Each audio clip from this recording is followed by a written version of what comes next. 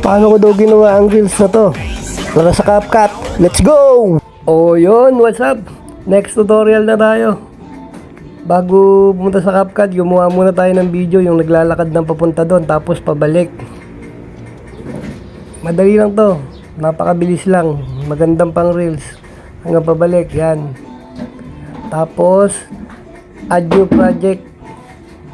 Punta tayo sa new project.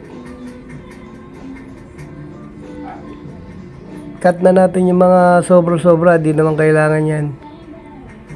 Yung sa umpisa, split, delete. Tapos yung sa dulo, split, delete. Up. Review natin kung medyo goods na. Split mo na. Tapos delete. Tapos review natin.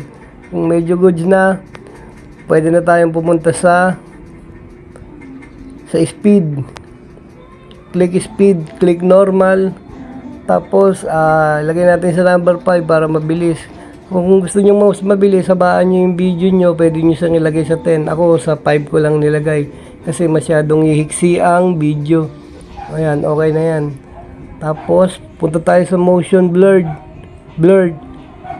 Pili tayo ng effect. Kung ano yung gusto niyo ilagay na effect sa body effect, piliin niyo na. Motion blurred. Ayan, body effect na.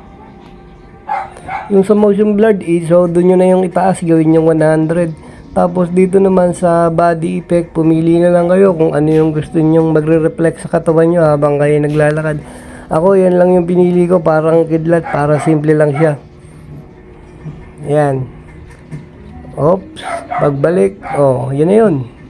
Napaka-simple. Yan na yata yung pinakamadaling edit na pang reels. At pag medyo goods na sa paningin nyo, ready to export. Sana nakatulong sa mga baguhan. Madali lang naman yan. Practice lang para makuha. Hanggang dito na lang. Kita-kita sa susunod na video. Paalam!